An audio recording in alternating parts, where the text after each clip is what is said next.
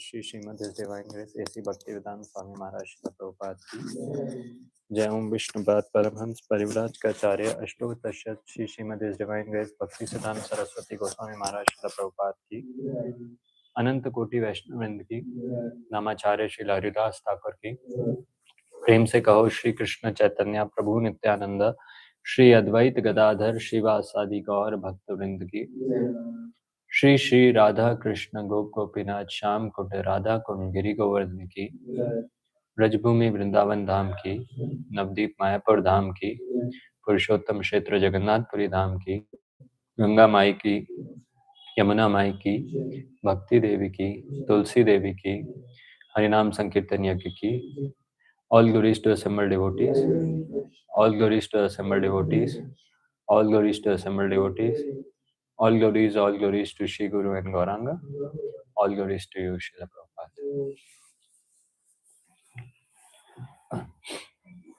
Om Namo Bhagavate Vasudevaya. Om Namo Bhagavate Vasudevaya. Om Namo Bhagavate Vasudevaya. Om Namo Bhagavate Vasudevaya. Om Namo Bhagavate Vasudevaya. Om Namo Bhagavate Vasudevaya. Narayanam Namaskritya Narayanam Namaskritya Naram Chaiva Narottamam Naram Chaiva Narottamam Devim Saraswatim Vyasam Devim Saraswatim Vyasam Tato Jayamudiraye Tato Jayamudiraye Nashtaprayeshu Abhadreshu Nashtaprayeshu Bhadreshu Nityam Bhagavata Sevaya Nityam Bhagavata Sevaya Bhagavate Uttama Shloke Bhagavate Uttamam Shloke Bhaktir Bhavati Naistiki. Bhakti Bhagavate Shri. We are reading from Canto 5, Chapter 20 and verse number 33.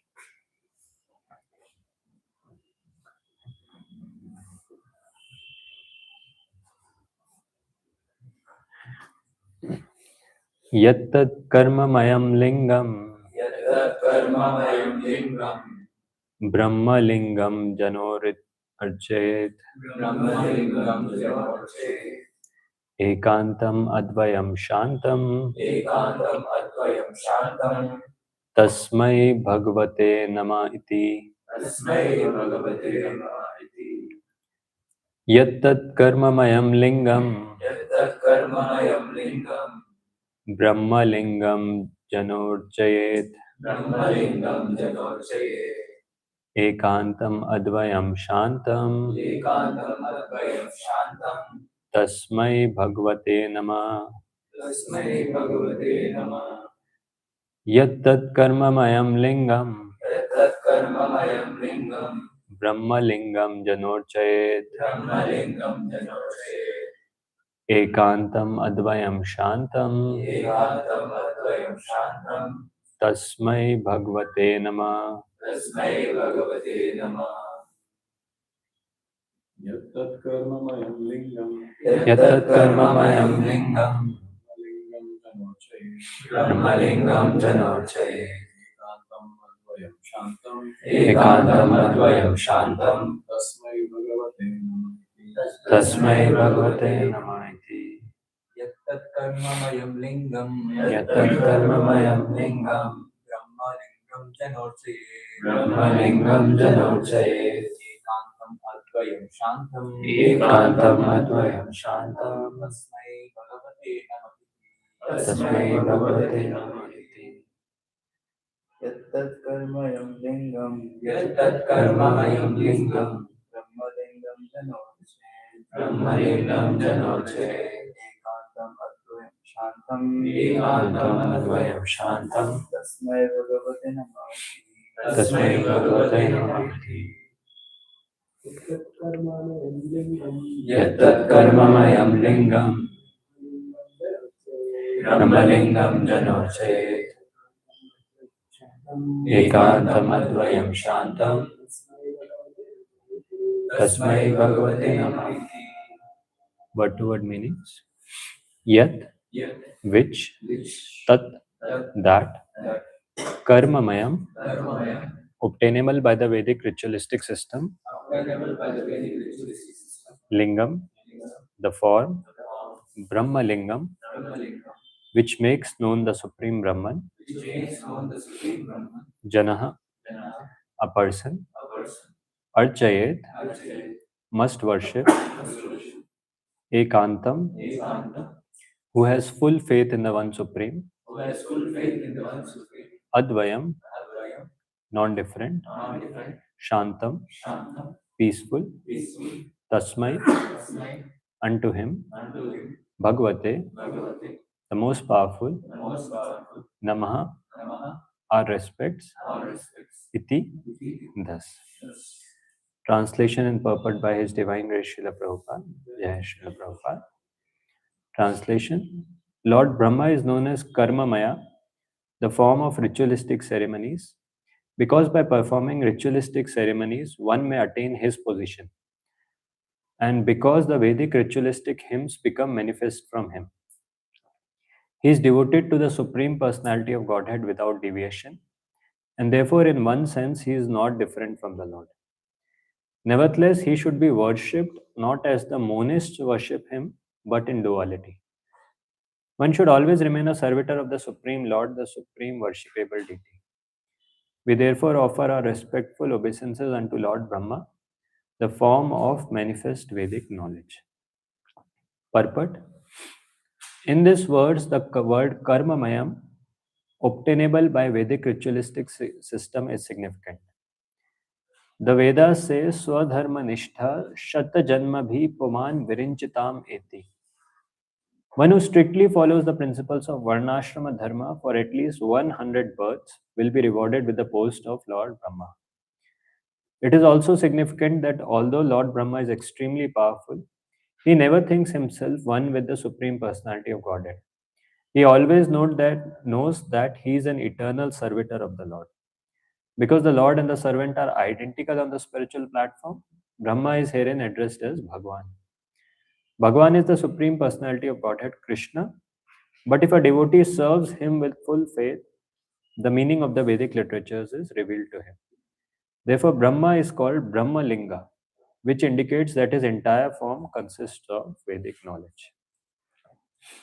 Om Ajnanatimirandasya Jnananjana Shalakaya Chakshurunmilitam Yena Tasmai Shri Gurave Namaha Shri Chaitanya Manobhishtam Sthapitam Yena Bhutale Swayam Rupa Kadamahyam Dadati Swapadantikam Vandeham Shri Guru Shri Yuta Padakamalam Shri Gurun Vaishnavamsha He Rupam Sagrajatam Sahagana Raghunathanvitam Tam Sajivam Sadvaitam Savadutam Parijana Sahitam Krishna Chaitanya Devam Shri Radha Krishna Padan Sagana Lalita Shri Vishakhanvitam Sha Namo Vishnu Padaya Krishna Pristhaya Bhutale Shrimate Bhakti Vedanta Swamin Niti Namine Namaste Saraswate Deve Gauravani Pracharine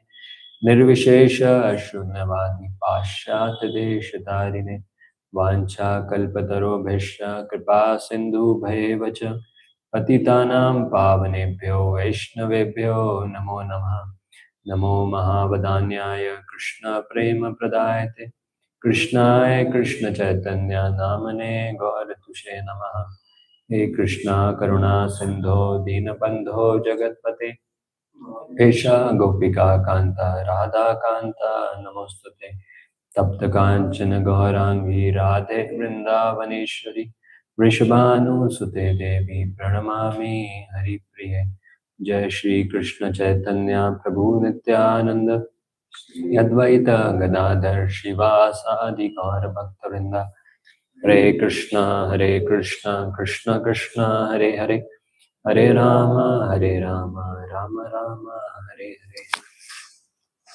Mukam karoti vachalam pangvam langayate girim Yatkripātam ham vande Shri Gurum Dinatarinam.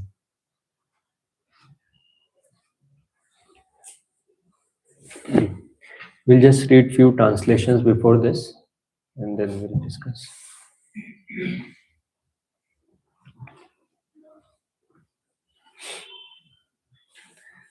So I'll just read till that you have. So verse number 29. So this description, what we are discussing in the current verse, is of the inhabitants of Pushkar Dweep.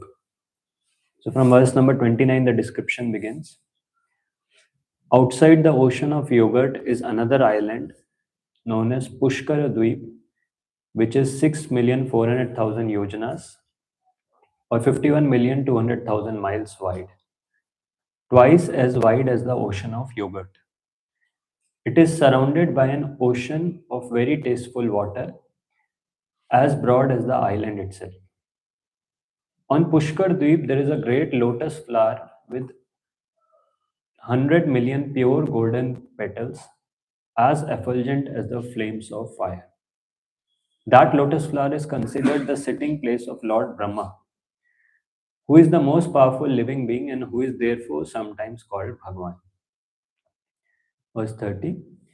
In the middle of that island is a great mountain named Manasotra, which forms the boundary between the inner side and the outer side of the island. Its breadth and height are 10,000 yojanas, 80,000 miles. On that mountain, in the four directions, are the residential quarters of the demigods, such as Indra. In the chariot of the sun god, the sun travels on the top of the mountain in an orbit called Samvatsara, encircling Mount Meru. The sun's path on the northern side is called Uttarayan, and its path on the southern side is called Dakshinayan. One side represents a day for the demigods, and the other represents their night. The small purport also will read. The movement of the sun is confirmed in the Brahma Samhita. Yasya Gaya Brahmati Samvrata Kala Chakra. The sun orbits around Mount Sumeru for 6 months on the northern side and for 6 months on the southern. This adds up to the duration of a day and night of the demigods in the upper planetary systems. Next one, the ruler of this island, the son of Maharaj Priyavrata, named Vitihotra, had two sons named Ramanaka and Dhataki. He granted the two sides of the islands to these two sons and then personally engaged himself in activities for the sake of the Supreme Personality of Godhead, like his elder brother Medhatiti. For the fulfillment of material desires, the inhabitants of this tract of land worship the Supreme Personality of Godhead as represented by Lord Brahma. They offer prayers to the Lord as follows, and then we discuss the current prayer. So this is a description given as we were discussing about the structure of the universe and the different dvipas that were present. And this is one of the dvipas that is mentioned as Pushkara Dvipa. And in this fifth canto, the description begins of the sons of Maharaj Priyavat, that how different sons, they became rulers of different dvipas.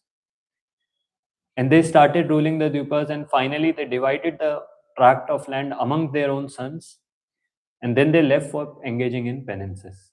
Here Roberts mentioned that Vitihotra, who was the son of Maharaj Priyavata, so he had two sons, Ramanaka and Dhataki, whom he gave the two sides of the island, and how he personally himself engaged in activities for the sake of Supreme Lord. So even in all these different Dvipas, we see how these Dvipas were ruled by these rulers who were great devotees of the Lord. And after dividing their territory, or after giving their kingdom to their sons, all of them left for worshipping the Supreme Personality of God. And also we see the descriptions given here of the Dvipas, that how they are covered by different oceans.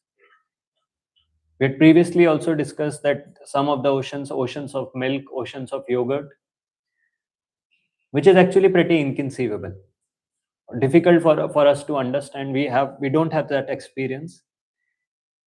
And for anyone to understand such, or anyone to conceive such things, is very difficult.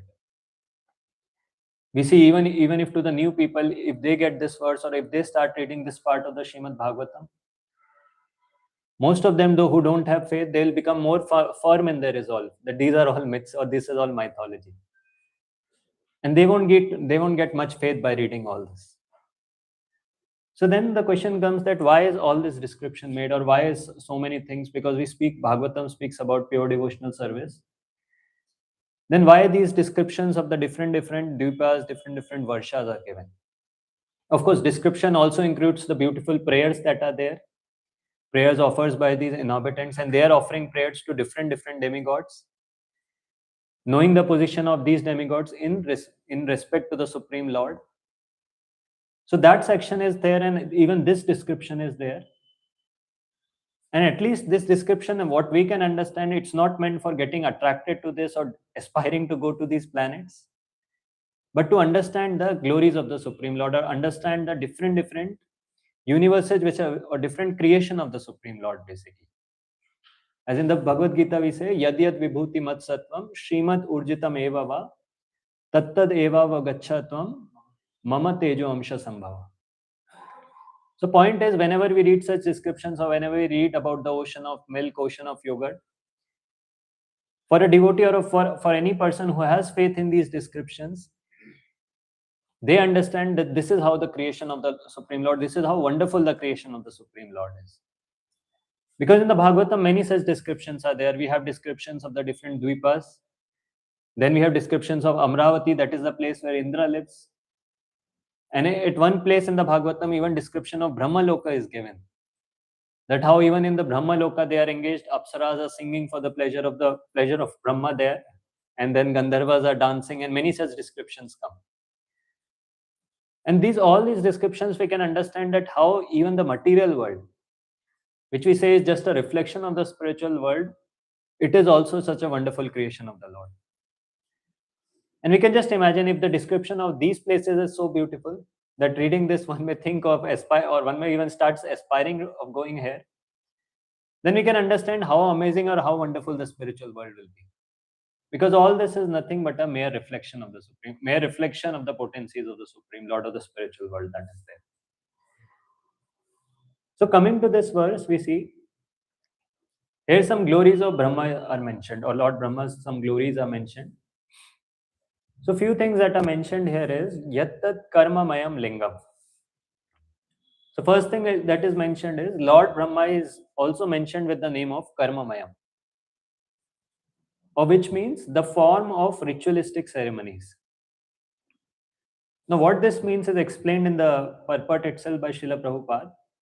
So this is one of the verses that comes in the Bhagavatam itself, in the Rudra Geet, which says Swadharma Nishta Shata Janma Bhi Puman Virinchatam Eti Tata Param Himam. So this verse is spoken by Lord Shiva to the Prachetas, where he speaks that how a person who is executing his occupational duties, Swadharma Nishthan, and how if he executes his occupational duties perfectly for a period of 100 years, or sorry, for a period of 100 births, or continuously birth after birth, if he does his occupational duties perfectly, then it's mentioned he becomes qualified to occupy the post of Brahma. Swadharmanishta Shata Janma Bhi Puman Virinchatam Eti. Virinchatam is Lord Brahma, Virinchi, Lord Brahma is another name. So such a person who does his occupational duties perfectly, then he becomes qualified to occupy the post of Lord Brahma. And that's why he is mentioned as Karmamayam. Now, of course, when you talk of duties, so this is nicely explained in this verse. Here we are talking of the Varnas and Ashram duties. The different Varnas, Brahmana, Kshatriya, Vaishya and Shudra, and different Ashramas. So one in a particular Varna, if he does his duties or if he does the occupational duties that are prescribed for him, that are given in the Vedic scriptures, for a period of 100 births, if he performs his duty perfectly, like Prabhupada gives the example of a Brahmana, if he does his duties perfectly for 100 births, then such a person becomes qualified to occupy the Brahma Loka. And there in this specific verse which is quoted here, it's also mentioned if a person becomes more qualified, then he can occupy Shiva Loka also, or the Sadashiv Loka. And this is how it's mentioned. A person, if he becomes more qualified, he can approach Lord Shiva also. But after that, in this verse itself, where Lord Shiva is speaking this verse, he also speaks, Avyakritam Bhagavato Tha Vaishnavam Padam Yataham Vibudha Kalatvaye. A person who is directly surrendered to Lord Krishna in unalloyed devotional service is immediately promoted to the spiritual planets. Whereas Lord Shiva and Lord Brahma, they get this planet or they attain these planets only after the destruction of the material world. So the point that is mentioned is the person, if he executes his duty perfectly, he can go to the Brahma Loka. But then we know that that is also not a safe position. As in the Bhagavad Gita it says, Abrahma Bhuvana Loka Punaravartino Arjuna. That even if a person occupies that post after so much hard work, because this is very difficult, going birth after birth, doing the prescribed duties in a perfect way, and that too for 100 births. So after so much austerity, so much tapasya, if a person gets that post, even that is temporary. And then what to speak, even it's mentioned, what to speak of Brahma Loka, even if a person becomes more qualified and he attains Shiva Loka, which Prabhupada explains in that purport, it's a marginal position. It's neither in the material world or it's neither in the spiritual world. But even if a person goes there, even that position is not safe. He cites, similarly, one is not very safe even if he is promoted to Shiva Loka, because the planet of Shiva Loka is marginal. Basically, even there, the tendency is there, if he doesn't do pure devotion, there is a tendency to come back to the material world. Or the person, that position is also not very safe.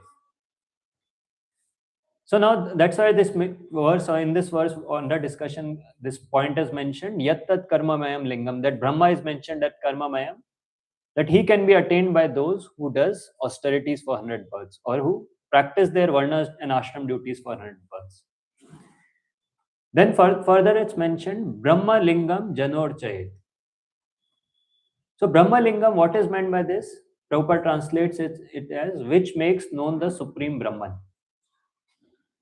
Or basically the Vedas, it means the Vedas through which one can know the Supreme Brahman. And why why this term is used for Brahma? Because it's mentioned that Brahma is the embodiment of Vedic knowledge. Of course, Lord reveals, we know Lord is the one who gives the Vedic knowledge, but it comes through Lord Brahma. Or in the heart of Brahma, the Vedic knowledge is revealed. And that's why he is mentioned as Brahma Lingam, that by whom the Vedas are known. And then further the term that is mentioned is Ekantam. So this term is very nice. This means one who has full faith in the one Supreme. Or as Prabhupada translates, he is devoted to the Supreme Personality of Godhead without deviation. And that's why it's mentioned as Ekantam, full faith in one Supreme. Or these two terms can be divided. Ek means the one Lord, and Antam means fixed in devotion. And that is why the next word that is used is Ekantam Advayam. Now this is something tricky. Advayam means, or Advayam as it's translated, is non-different. So here it's mentioned that Brahma is non-different from the Lord. So now this has to be understood what it actually means. So in one of the commentaries, it's explained that he is non-different from the Lord according to this reasoning. So one of the shlokas from the Bhagavad Gita, it's quoted, which is 17th chapter, 3rd shloka, which says, Sattvanurupa sarvasya shraddha bhavati bharata, shraddha mayo yam purusho, yoya shadra sa eva saha. So the last line of this verse says, yoya shraddha sa eva saha. Means one becomes similar to whatever form he worships with faith. So basically here we are talking about the devotion of Brahma, that how Brahma is engaged in worshipping the Supreme Lord without any deviation. And he has acquired that kind of faith. And in that sense, he is mentioned as non-different from the Supreme Lord, or Advayam. Because his faith is there in the Supreme Lord. So this verse in the Bhagavad Gita, it talks about, according to one's existence under the various modes of nature, one evolves a particular kind of faith. Sattvanurupa sarvasya shraddha bhavati bharata. That a person develops a certain kind of faith, or he gets faith in different entities based on the modes he is in. And then he mentioned Shraddha Mayo Yam Purusha Yoya Shraddha Saevasa. Means the living being is said to be of a particular faith according to the modes he has acquired. Because we know the Bhagavad Gita talks about the worship in 3 different modes, or the faith of a person in different personalities based on the modes he is in. And that's why it's mentioned, one who worships some personality with a particular faith, then he becomes similar to that person, or he gets those kind of qualities. Like it's mentioned, those who are in the mode of goodness, or those who are in pure goodness, definitely they worship the Supreme Lord. In goodness, Gita says that people worship the demigods. In passion, they worship the demons. And ignorance, they worship the ghost and spirit. And based on the faith of a person, whomever he worships, then he starts getting those kinds of qualities. Like in that purport, Prabhupada nicely describes about a person who was worshipping Adolf Hitler. So because in that time, the World War was happening, and due to some reasons, whatever he was doing was benefiting his business. And this person started worshipping Adolf Hitler. So same way it's mentioned that whatever faith a person develops, then he also starts getting those kind of qualities. And Brahma's faith, because Brahma's faith is fixed on the Supreme Lord, so he is mentioned as Advayam, non-different from the Supreme Lord. Another nice point that is explained in that purport itself, Prabhupada writes, the word Shraddha or faith is very significant. Shraddha or faith originally comes out of the mode of goodness. One's faith may be in a demigod, or some created god, or some mental concoction. One's strong faith is supposed to be the productive of works of material goodness.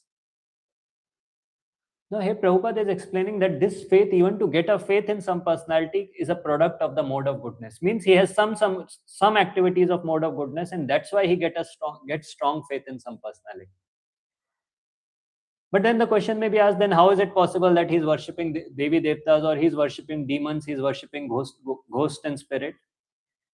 So then he explains, but in material life, no work is completely pure.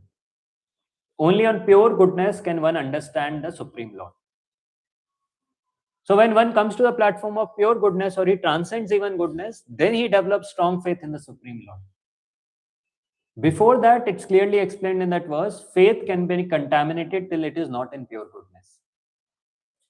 A person might put faith in some personality, but that might be contaminated, or that might not be in the not be unadulterated, because it is not in pure goodness. But here Brahma's faith was fixed without devotion. So now another point that we can discuss here is, or as it's mentioned, tasmai ekantam advayam shantam tasmai bhagavate nama iti.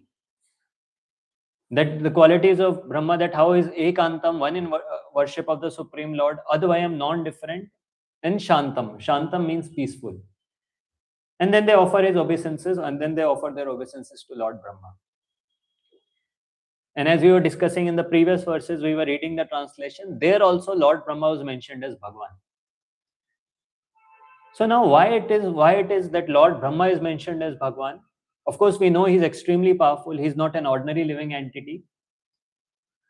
But why in the scriptures we see even some places Narad Muni is described as Bhagwan, and here Brahma is described as Bhagwan?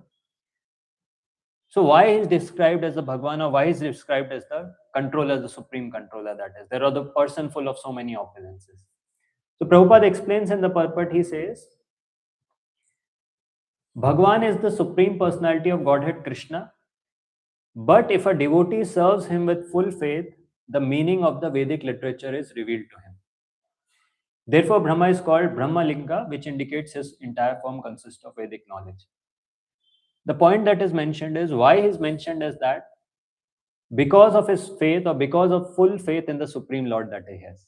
We have that famous shloka, Yasya deve para bhaktir, yatha deve tatha guru, tasyaiva kathita I artha prakashante mahatmana. That one who has implicit faith in the spiritual master and also on the Supreme Lord, then in the entire purport of Vedic knowledge is revealed to him. And that is what is mentioned about Brahma, that why it is mentioned as the Bhagwan, or why he is mentioned as, or why he is given that much reverence, because of his implicit faith in the Supreme Lord. Because even his spiritual master was the Supreme Lord himself, there was no one else there. So we'll discuss some aspects about about Lord Brahma, or we'll try to understand his devotion to the Supreme Lord, and also the prayers he offers to the Supreme Lord, after which the entire Bhagavatam was revealed, or after which the original 4 verses of the Bhagavatam was revealed to him. So it's mentioned that Lord Brahma, he was the first person in the entire universe, or he was the first spiritual master. And when he was born out of the lotus that was born from the navel of Garbhodakshai Vishnu, there was no one else there, because Brahma is the one who does creation. And Brahma was trying to trace out the source. Brahma was trying to understand where he was born from. He was trying to trace out the source of his origin, but he could not find out. He was trying to go inside that lotus flower, go inside the depths of the water. But whatever he tried, he could not trace out his origin. And there it's described, he just heard the 2 syllables. And after he did that, he decided to engage in penance. And the first 2 syllables that he heard were ta and pa. That is tapa, or penance. And that's how he started engaging in spiritual life, or engaging in penance and austerities to understand the Supreme Lord, or to get basically to get the power of creation, because that was a service that was given to him. So one thing that in that aspect, one thing Prabhupada explains very nicely, he says, even the first spiritual master of the universe was enlightened by the grace of the Lord. So who else can attain perfect knowledge of everything without the mercy of the Lord? If anyone desires to seek perfect knowledge of everything, he must seek the mercy of the Lord, and there is no other means. So he's mentioned that even the first person in the universe, the most powerful person in the entire universe, who does the job of the secondary creation, who creates all the living entities, beginning from all the Prajapatis, beginning from all the great sages, and everything we see in this universe is created by Brahma. But even that personality was enlightened, or that personality also needed the mercy of the Supreme Lord. And without that grace of the Supreme Lord, even he was not able to understand. What to speak about creation, he was not able to understand his own origin. He was searching from where he's originated, or what is his origin, and he was not able to find out.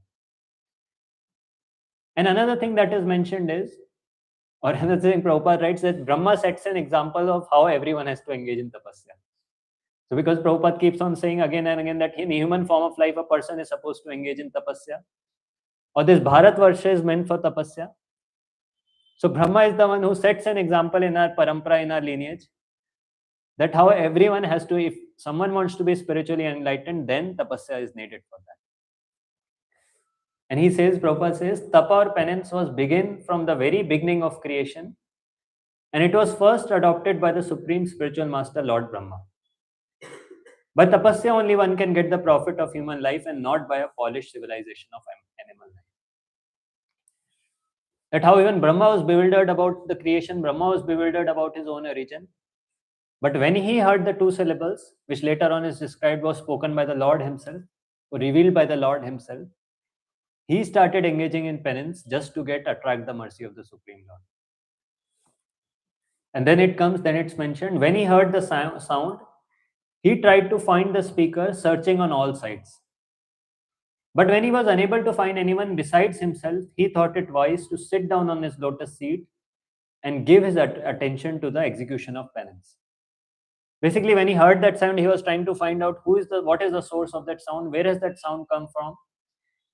But when he could not find anything, finally he decided to follow the instruction. So he decided to follow the sound or practice, engage in austerities. So here we see the amazing devotion or the amazing devotional austerities that Brahma practiced. It's described for 1000 years and 1000 celestial years. He engaged in austerities for the pleasure of the Supreme Lord. He heard this vibration, he took it as the order of the Supreme Lord. And it's described he controlled in mind and senses and he started engaging in penance. He started engaging in tapasya. And that 1000 celestial years, the calculation is also given. That even one of our years is equivalent, or when we say one celestial year, or I mean the 1 year of the earthly year, that is equivalent to 1000 into 12 into 30 into 6. That is the calculation that is given of one celestial year. And that much into 1000, he practiced those many years of tapasya. And finally, his tapasya pleased the Supreme Lord, and it's mentioned that the Lord initiated him, or in the Brahma Samhita, that description comes that Lord Krishna gives him the 18-letter Krishna mantra that is there. So this way, how we see when Brahma is mentioned here, or in this verse, is mentioned as non-different from the Supreme Lord. So that is because of his devotion towards the Supreme Lord. Generally, we discuss about the pastimes of the Supreme Lord, pastimes of Brahma, where he got bewildered, the Brahma Vimohan Leela. But then we also have the aspect of Supreme Lord where he engaged in very aspect of Lord Brahma where he engaged in pure devotion and very satisfied the Supreme Lord. And here it's mentioned, by this tapasya he pleased the Lord, and the Lord appeared before him, and Lord revealed the entire spiritual world before him. Or not just the Lord appeared before him, he revealed the entire Vaikuntha, and even the Golok Vrindavan was revealed before him. And that's how much pleased the Lord was by the penance of Brahma. And it's mentioned, the Lord is within every living entity as the super soul. And he initiated Brahma because Brahma was willing to receive the initiation. The Lord can similarly initiate everyone who is inclined to have it. So here it's mentioned that when Brahma was engaging this penance, Lord personally initiated Brahma. Now, of course, there was no other entity also to initiate Brahma, so Lord personally initiated Brahma. But here Prabhupada also writes, Lord can similarly initiate everyone who is inclined to have it. And of course, this can be mistaken also. Someone can say, anyways, many people say like this, that I don't need any person or I don't need any spiritual master. I'll take initiation from the Lord himself. Or Lord can personally initiate me. So then Prabhupada clarifies that he says, one should not, however, think himself on the level of Brahma to be initiated directly by the Lord from inside. Because in the present age, no one can be accepted to be as pure as Brahma. So clearly it's mentioned that even though he was initiated from within, and this is actually a fact that Lord can initiate everyone like he did Brahma. But then no one can be accepted, or especially in this age, this degraded age, no one can be accepted to be on that level. So whenever someone thinks that they can take initiation directly from the Lord, one point should be very clear, no one is qualified as such, or no one has that kind of qualification to be initiated like that. So now the major part is when all this happens, when Brahma engaged in his austerities, Brahma does his penance, Lord appears before him, pleased by his austerities, shows him the entire spiritual world. Then Brahma offers a beautiful set of prayers to the Supreme Lord. And in those prayers, we understand the mood of Brahma, and we understand few very, very important things that are mentioned. That what are the things that Brahma is praying to the Supreme Lord, and what are his desires. And we'll try to discuss some of them. So Brahma says, or before that it's mentioned, Atma Tattva Vishuddhi Artham Yad Aha Bhagwan Ritam Brahmane Darshayan Rupam Avyalika Vritadhrita. Which means the personality of Godhead being very much pleased with Lord Brahma because of his non-deceptive penance and bhakti yoga, present is his eternal and transcendental form before Brahma. And that is the objective goal for purifying the conditioned soul. So here one term is mentioned. This is what Shukdev Goswami is telling to Parikshit Maharaj. He is telling that Brahma engaged in these penances and Lord was pleased by it. And especially he is using these two terms, Avyalika Vritadrita. Avyalika, which means non-deceptive, and Vritadrita means non-deceptive vows, penances in Bhakti Yoga. So we'll try to understand what is meant by that. What is Shukdev Goswami glorifying here about Brahma? That how Brahma pleased the Lord by practicing this penance, which was non-deceptive. So it is explained that this Bhakti Yoga, if someone practices this Bhakti Yoga, or Prabhupada writes that just by one stroke of Bhakti Yoga, everything is revealed. And he gives the comparison of sunlight. That as soon as the sun rises, as soon as the sunlight comes, a person can see everything. A person can see the sun, a person can see the sunlight, and person can see himself also. And same way, when one practices Bhakti Yoga or one engages in devotional service, the position of the Supreme Lord, that is the Paramatma, the position of the living entity, that is the Jivatma, everything gets revealed simultaneously. He understands the Supreme Lord, he understands that he is servant of the Supreme Lord, and he also understands his position as the Supreme Lord, his position as the soul, or his position as the part and parcel of the Supreme Lord. And there Prabhupada writes, except for Bhakti Yoga, any method of self-realization of Atma Tattva will prove deceptive in the long run. So especially this term that is mentioned, Avyalika, or non-deceptive, which please the Lord, what is meant by it? Basically, the point that is mentioned is any other path of yoga, be it the path of Karma Yoga, be it the path of Jnana Yoga, and especially those who are dropouts like the Karmis and the Jnanis, everyone has some motive in mind, everyone has some agenda in mind. And that's why here he is mentioning that all those paths are deceptive. Because externally they may engage, or externally some of them might engage in worshipping the Supreme Lord also. But then for them, the worship of Supreme Lord is just like a ladder. They worship the Supreme Lord to achieve their goal, but as soon as they achieve the goal, they kick off the ladder. And that is what to mention. When it comes to Brahma, he was worshipping the Supreme Lord for his pleasure. He was not interested in anything personal, or he didn't have any personal agendas or personal motives here. At the shloka from the Chaitanya Charitamrita, which says, Krishna Bhakta Nishkam Ata Eva Shanta Bhukti Mukti Siddhi Kami Sakale Ashanta. That why is a devotee of the Lord Shanta, or why is a devotee of the Lord peaceful? As one of the qualities of Brahma in this verse was Shanta. Because he has no other desire just than pleasing the Supreme Lord. Whereas a fruitive worker, a person who is engaged in different activities, he wants material enjoyment. Jnani is there aspiring for liberation. They want to get free from the cycle of birth and death. So same way, even the yogis are desiring some or the other opulences, some or the other siddhis. And that's why they are not satisfied. That's why they are not peaceful. And his Brahma's penance is glorified by Shukdev Goswami because he says his penance was non-deceptive. He didn't have any personal motives, personal agendas. His penance was just for the pleasure of Supreme Lord. And Prabhupada gives a very nice example about this, that what is meant by this dependence on the Supreme Lord. He gives the example of a child dependent on the parents.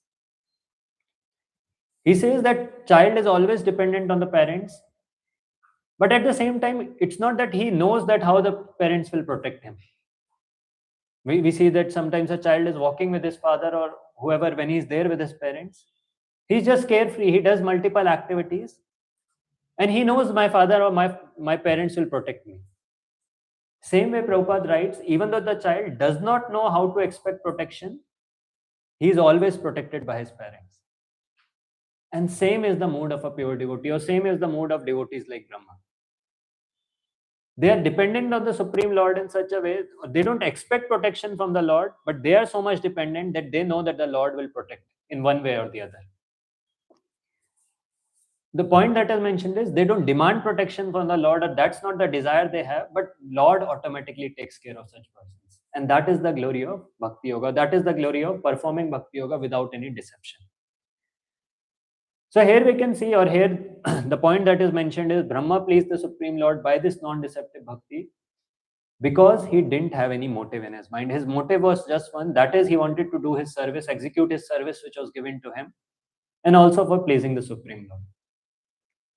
And this is very, very amazing point which we also can connect, or which we also can think of, that how much are we doing activities without any motive? Or how much are we executing devotional service just with a desire to please the Lord? Because just like we see about karma yoga, just like we speak about the other systems that are there, where the person has some motive in his mind. Same way, if a person practices devotional service, if a person practices bhakti, but even he also keeps some motives within, or he also has some hidden desires within, then even that won't please the Supreme Lord. Or even that will become a deceptive way of worshipping the Supreme Lord. And that way, as it's mentioned here, the Lord won't be pleased by that. So here it's mentioned, so Brahma undertook this great penance, he pleased the Supreme Lord, and thus he was able to see the transcendental form of the Lord. And the glories are mentioned that the transcendental form of the Lord, which was 100% spiritual, is only seen by a person who performs penance in devotional service. And that's why it's mentioned, Brahmaji did not perform such type of penances just to see some material form, but he got darshan of the spiritual form of the Lord.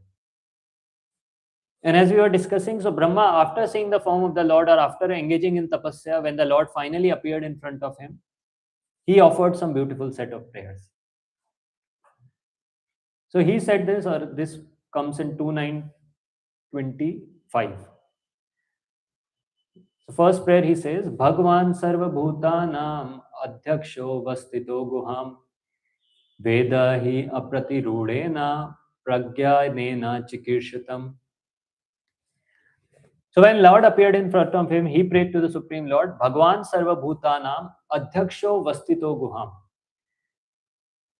That you are the one who Sarva Bhutanam, who are situated in all the living entities.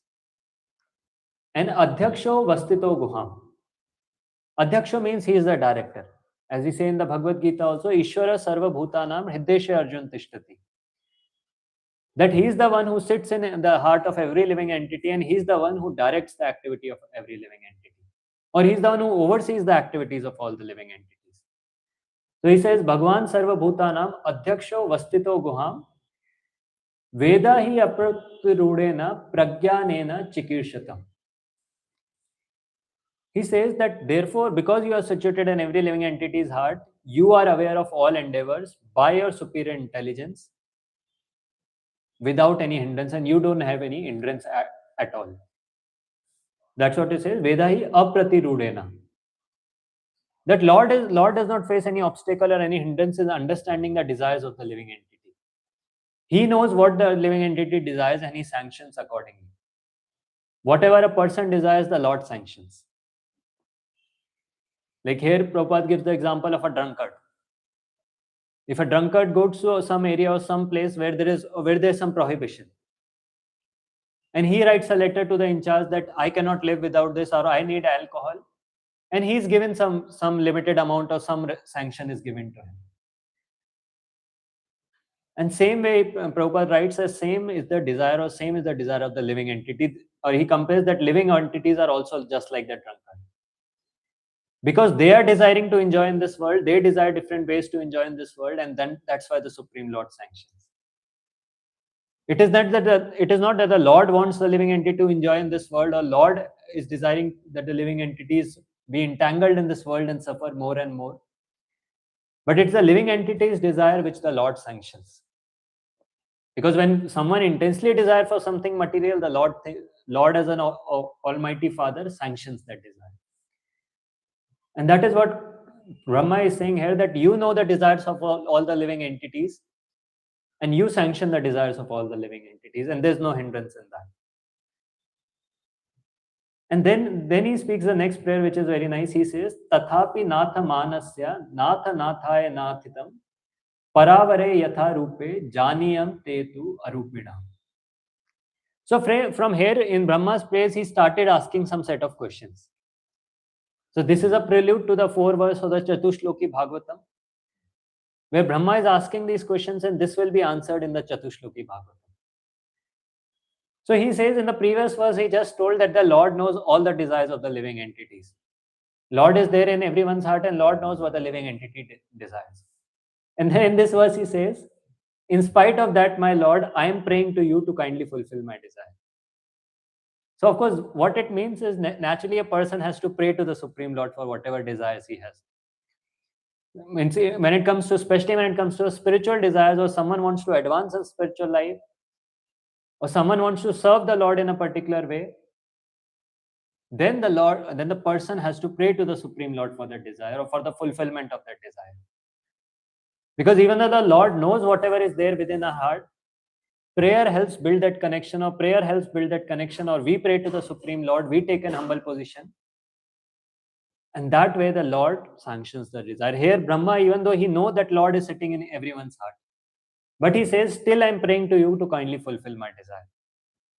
And then he asks the first question that he says, may I please be informed how in spite of your transcendental form you assume the mundane form, though you have no such form as such.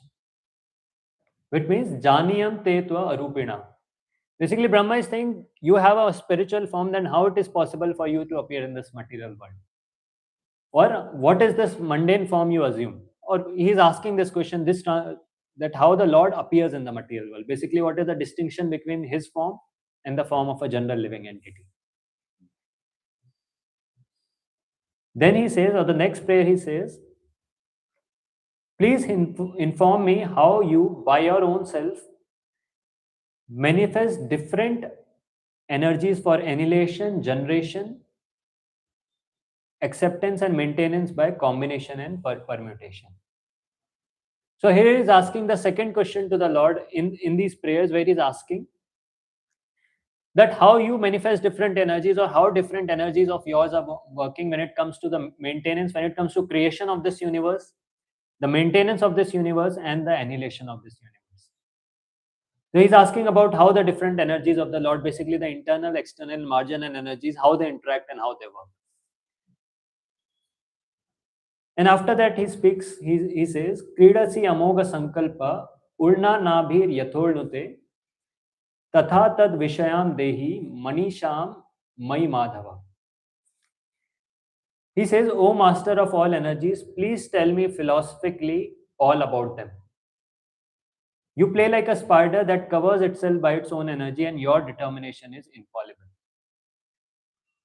So here we see Brahma did penance. Till now we read the background that how Brahma did penance for 1000 years. He pleased the Supreme Lord. The Lord appeared in front of him. But still he's asking all these things, that how the Lord's energies are working. How the Lord is interacting with the material creation, how the Lord's forms are. He's asking the Lord all these things to understand all these aspects. And that's why we understand that without the mercy of the Lord, or without the grace of the Lord, no one can understand about the Supreme Lord. Even though Brahma was such a learned scholar, his body is made of intelligence, as we understand. But even after understanding all this, or even after having so much intelligence, he is asking the Lord about the interaction of different energies. And here he is saying that Kridasi amoga sankalpa. He's comparing the Lord to a spider. He says, just like a spider creates a web, then the web remains for some time, and then after, when the spider it wounds in the web itself, or it takes in the web in its body itself. And same way he's saying that the Lord creates this material world just like a plaything. He maintains it as much as he wants, and at the time when he wants, he annihilates the entire creation, or he takes in the entire creation. And he wants to understand, and that's why he's saying, please tell me philosophically all about them. I want to understand all these things philosophically. So these are the different questions that Brahma is asking, and finally he's asked about the creation also, that how does the creation happen? Or how should he engage in his activity of doing the creation? So in this verse, one amazing thing that is mentioned is, as we discussed about the spider, so Prabhupada writes that the web is created by the spider, it is maintained by the spider, and as soon as the spider likes, the whole thing is wound up within the spider. The spider is covered within the web. If an insignificant spider is so powerful as to act according to its own will, why can't the Supreme Being act by his supreme will in the creation, maintenance, and destruction of the cosmic manifestation?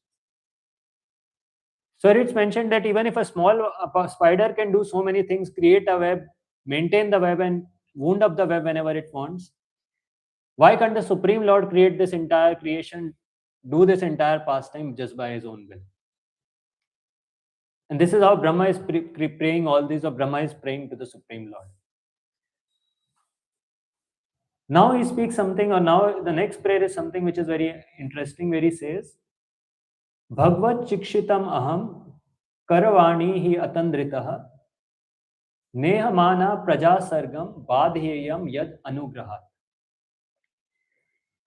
Now he's asking his real thing. Now he's asking that please tell me that I may be taught in the matter by the instruction of the personality of Godhead.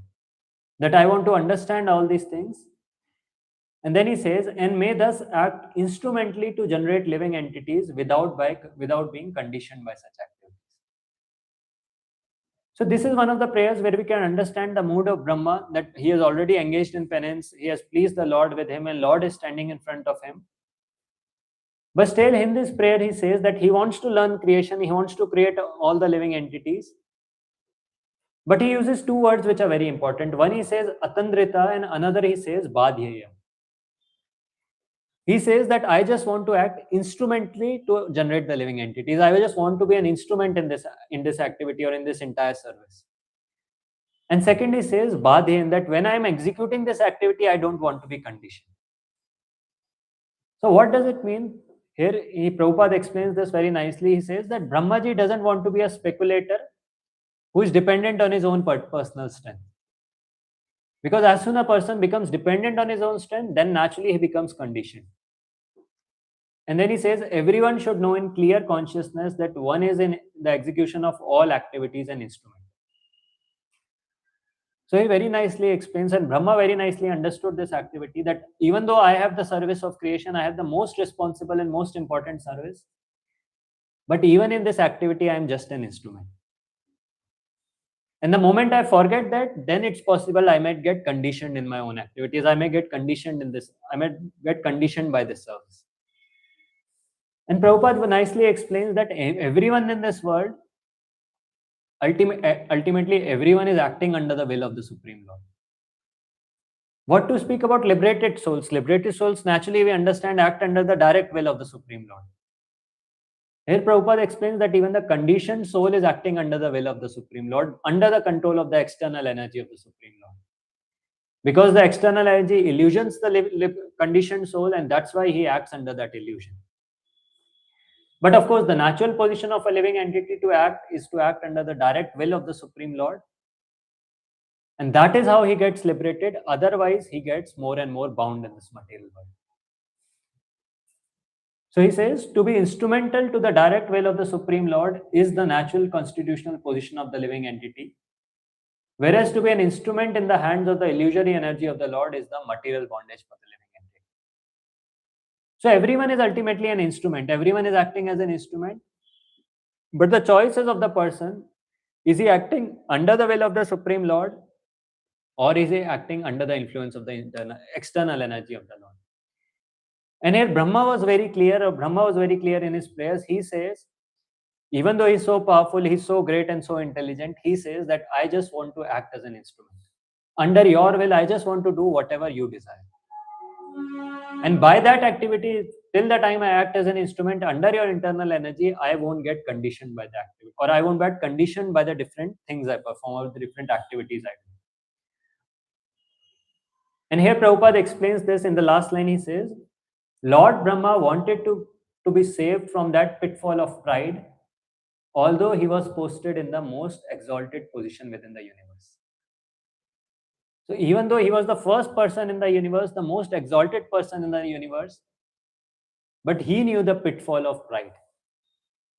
He knew that if he acted independently, or the day he starts thinking that I'm independent from the Supreme Lord, I have no connection with the Supreme Lord, the same day I'll become conditioned in the cycle of birth, and I'll become more and more degraded in my spiritual consciousness. So this is a very interesting thing, that how Lord Brahma is praying all this, even though he's such a great personality, he also wants to be free of pride. And as we were discussing all these things, that how in devotional life, or as we were discussing in the previous purports also, how in devotional life everything is received by grace and not by one's own endeavor. If the person becomes more and more proud of the activities he does or the different services he is able to render, and the more he forgets about the Supreme Lord, or more he forgets that this is happening just because of the mercy of the Supreme Lord, the more he'll lose his spiritual consciousness, or the more he'll lose his spiritual potency. Or rather, the person always thinks himself to be an instrument of the Supreme Lord, the more the mercy of the Lord will pour, and the more he'll be able to execute. And here we see the mood of Brahma, which was very, very clear. How he understood that whatever he is able to execute is just by the mercy of the Supreme Lord. And this I heard in one of the lectures long back, where one devotee was sharing, or one sannyasi was sharing, that how in the life of a devotee, the more the person advances in devotional life, or the more the person advances in his spiritual consciousness, the more he thinks that he is not a devotee. Or the more he starts thinking that he doesn't have any trace of devotion in him, or he is not rendering any service to the Supreme Lord. And that time when I heard, it was very difficult to understand that how does it make sense. But then that's what the point that is mentioned, that the more the person advances in his consciousness, he realizes the anarthas within himself, he realizes the different things that are within, different blockages or different unwanted things within his heart. And the more he starts introspecting within, the more he starts thinking that he's very fallen, or he's not rendering any activity, any service. But actually the consciousness, the more the different contaminations get clear, the more he is able to understand all these things to some extent. So that is the point that is mentioned, is being free from pride and understanding that whatever we are able to render is because of the mercy of the Supreme Lord. That helps us get more and more mercy of the Supreme Lord, or not being conditioned by the activities we do in spiritual life. And that's what Brahma is praying here. And finally, the last prayer he says, Yavat sakha sakhyur iveshate kritah praja visarge vibhajami bhojanam aviklavaste parikram karmani sthito ma me samunadha mado jamanina. Again, he prays, this is last prayer where he prays something similar. He says, O my Lord, the unborn, you have shaken hands with me just as a friend does with a friend, as if equal in position. So this has happened when Brahma had pleased the Supreme Lord. Lord comes to Brahma and they shake hands, or Lord shakes hands with Brahma. So Brahma is saying that you have shaken hands with me just as a friend does with a friend. So I shall be engaged, praja visarge vibhajami bhojanam. I shall be engaged in the creation of different types of living entities, and I shall be occupied in your service. And then it's mentioned, aviklavaste parikarmani sthito. I shall have no perturbation, means no disturbance. But I pray that all this may not give rise to pride, as if I were the Supreme. So again and again we see multiple times Brahma is praying that same thing. First is acknowledging, or Prabhupada explains that how he was in a humor of friendship with the Supreme Lord. And he's acknowledging that how the Lord's mercy was received to him, how the Lord shook hands with him. And then he tells that now I'll be engaged in service by your mercy. I have understood how to do my service, and I'll be engaged in that service without any perturbation, without any disturbance. But the only prayer that I have is that all this should not give rise to pride, or I should not become proud of the activities I do. And here he says, Prabhupada writes a very nice thing. He says, Brahma, even though he engaged, or although he was interested with the most exalted post of creating different grades of living entities, is still conscious of his position that he is neither the Supreme Lord nor supremely powerful. So he was always conscious of this position. And then Prabhupada says, it is possible that some extremely powerful personality within or without the universe may sometimes show more power than the Lord himself. Still, the pure devotee knows that this power is a vibhuti delegated by the Lord, and such a delegated powerful living entity is never independent. So, of course, it's not possible for someone to be more powerful than the Lord. Lord is the Swarat independent personality, the most powerful personality. But what Prabhupada is mentioning here is that sometimes it might appear that someone might show even more power than the Lord himself. And he gives the example in Ramayana of Hanuman and Lord Ram. That how when they had to cross the ocean, Hanuman jumped across the ocean. And Lord Ram was waiting for the bridge to be built, and then he marched across the bridge. So someone, a foolish person or someone reading this might understand or might say that Hanuman is more powerful than the Lord. And sometimes people who don't have proper understanding think also like that. But the point that is mentioned here is, even though someone may show some vibhuti or some power, which is even, or which might appear even greater than the Lord, but a pure devotee always knows that all the power, all the strength he has is by the mercy of the Supreme Lord, and he never thinks himself to be more powerful. He says sometimes the Lord gives extraordinary power to his devotee, but the devotee always knows that the power belongs to the personality of Godhead and that the devotee is only an instrument. So this is the case for a pure devotee or a devotee completely surrendered to the Lord. That whatever talents he has, whatever skills or whatever power he has, he always knows that I am just an instrument and this has just been given by the mercy of the Supreme Lord. And here Prabhupada gives a contradiction of the other side of people who are the demons. Whatever little power they have, whatever little thing they have, they think this is by their own endeavor or this is their own thing, that is their ability that is there. And Prabhupada writes, it is astonishing to see how a person who is being kicked by the laws of Lord's illusory energy can falsely think of becoming one with the Lord.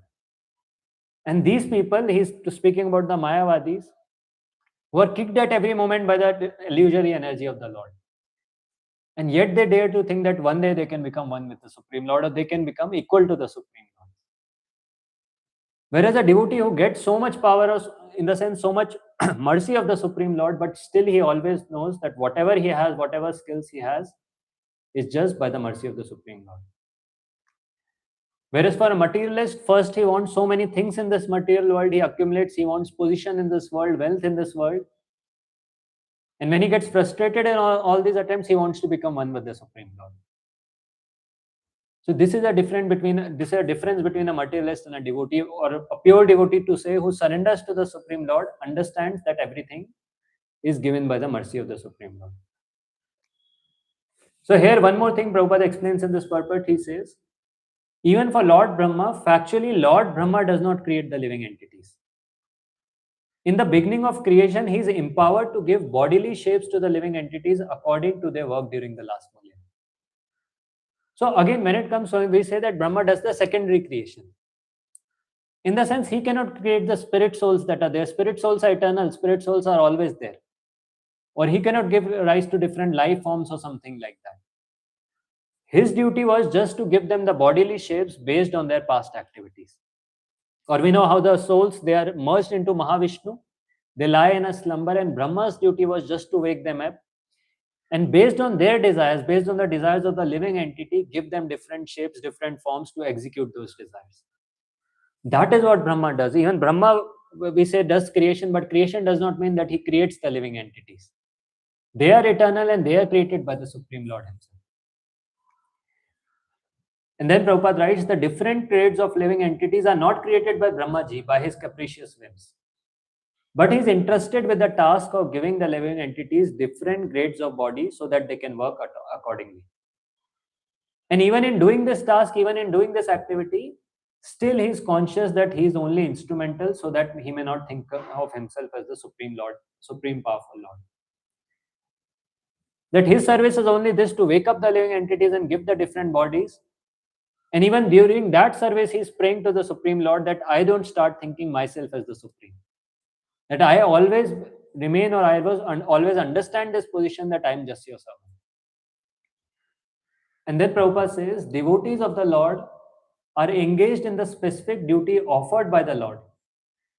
And such duties are successfully carried out without hindrance because they are ordained by the Lord. The credit of success goes not to the doer but to the Lord. So this line is specifically very important, that the credit of success goes not to the doer but to the Supreme Lord. That anyone who is engaged in any specific duty, any service which is given by the Lord, or which comes in the parampara, and even if he is able to execute that duty successfully, he is able to carry out that duty successfully, ultimately the credit should go to the Supreme Lord. Ultimately, the credit should go to the Acharyas or the Parampara, that by their mercy this has happened. That is the point that is mentioned here, that the credit of success does not go to the doer, but to the Lord himself. Because without his mercy, without his sanction, nothing can move or nothing can happen. But persons with a poor fund of knowledge take the credit of success into their own account and give nothing to the credit of the Lord. That is the symptom of the non-devotee class of man. So if a person is taking credit on his own, if a person does, of course it's easy to speak all these things, but to follow is very difficult. But just for my own purification, I am speaking this, that ultimately he should understand that if he does get some success, then the credit goes to the Supreme Lord. And if he takes the credit to himself, that means he's not a devotee, or that is the symptom of a non-devotee, as Prabhupada writes. So this way we see the amazing prayers of Brahma in his mode of devotion to the Supreme Lord. That he wants to do the service for the pleasure of the Supreme Lord. At the same time, he doesn't want to get entangled into this. And that's why he's praying to the Supreme Lord that he doesn't become proud of this activity. So finally, he offers these prayers and he asks 4 questions in these prayers. And after this, we understand the Lord spoke the very famous, the Chatushloki Bhagavatam, which are the 4 answers to these questions of Lord Brahma, where he speaks basically 4 principles. The first verse of the Chatushloki, he speaks about that it is just aham evasam evagre, that I am the one who existed before the creation, I am the one who is the cause of the creation, I am the one who exists during the creation, and after annihilation, it is I who remain. And then he explains, or then the Lord tells that anything in this world you see, or anything that exists in this world, if it does not have any relation to me, then it's useless, or that is just illusion. Because everything that is there has a relation to me. I am the one who has created everything, and everything in this world has a relation to me. And finally, it tells Brahma, "O Brahma, please know that the universal elements enter into the cosmos, and at the same time do not enter into the cosmos. Similarly, I exist within everything created, and at the same time outside of everything." That's what the Gita also says, "Masthani sarva bhutani na chaham teshu avasthiti." That I am situated within everything, yet I am without everything. So this is how the Lord explains to Brahma about the different aspects of his energies. How he is the only one who exists, and everything in this world has a relation with the Supreme Lord. And finally, the Lord speaks the very, very important verse to Brahma, the last verse to the Chatushloki, where he speaks about what is the goal of self-realization, and what point a person should come to in all circumstances. He says, "Etavad eva jigyasam tattva jigyasunatmana anvaya vyatirekabhyam yat syat sarvatra sarvada."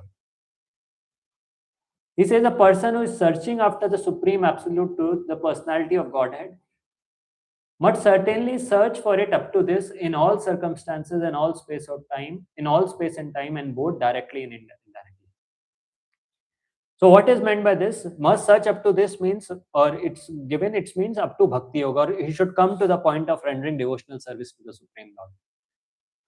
Human life, Prabhupada explains, is meant for self-realization, and he should come to this point of inquiring from a spiritual master who is expert in the science of bhakti yoga. And in this verse it's mentioned, up to this, in all circumstances, in all space of time, and both directly and indirectly. The explanation that is given is sarvatra sarvada, that in all circumstances, wherever he is, in all places, a person should ultimately come to the point of rendering service to the Supreme Lord, because anyone in any place and any circumstance can do this. And that's what Prabhupada proved when he went to the West, when he went to different places all around the world, that anyone in any part of the world can engage in devotional service and perfect his life. And that is what is mentioned here in this verse, "Yat syat sarvatra sarvada." That in any circumstances, a person should engage in devotional service. And he should approach a spiritual master.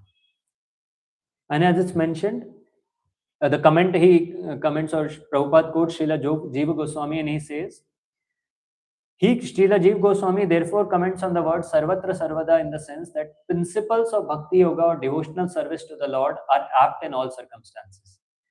Bhakti yoga is revealed in all the recommended scriptures. It is performed by all authorities. It is important in all places. It is useful in all cause and circumstances. So finally, he speaks to Brahma that this is the point a person has to, who is inquisitive or who wants to know about self-realization, should come to the point of rendering devotional service for the pleasure of the Supreme Lord. And finally, after speaking all these prayers, Lord says to Brahma, "O Brahma, just follow this conclusion by fixed concentration of mind, and no pride will disturb you, neither in the partial nor in the final devastation." Because this is what the Brahma's prayers were, and Brahma was asking different questions which the Lord reveals. And Brahma was asking, while I'm engaged in these activities, let me not be covered by pride. And Lord here says that if you follow this conclusion without any deviation in the parampara, of course, he was the first one in the parampara.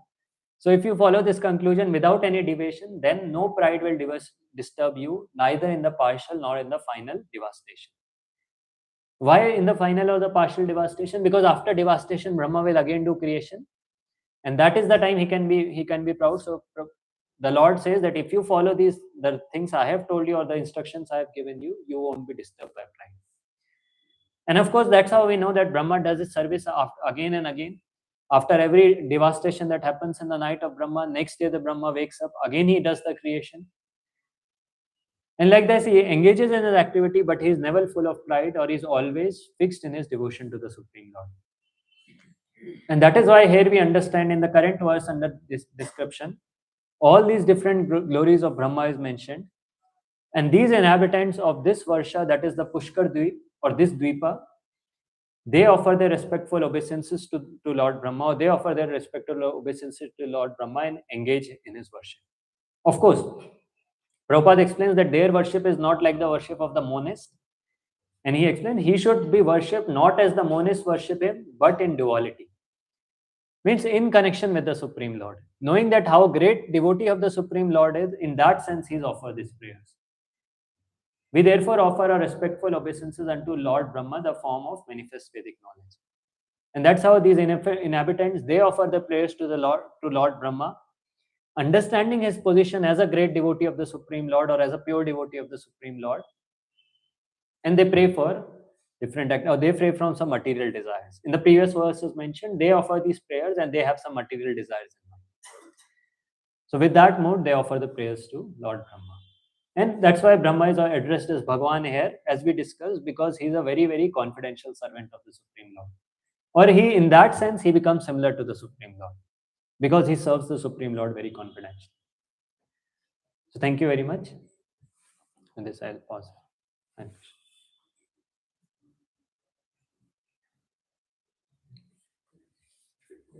Yes. I have this one question. So demo is not demo only. So demo become a very tight and so here the Brahma creation is saying that please answer me from the Friday during creation devastation. So how can we understand this?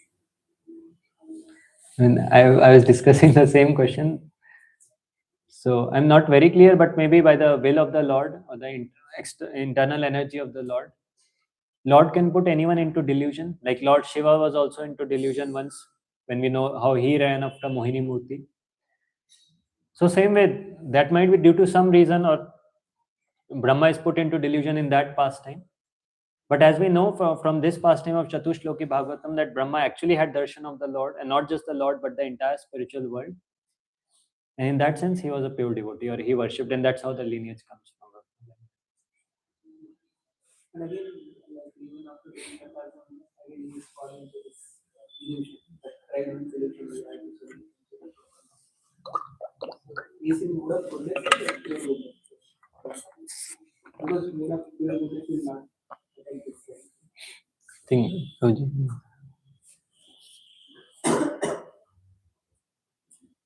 Obviously, this is one of the warnings for us that even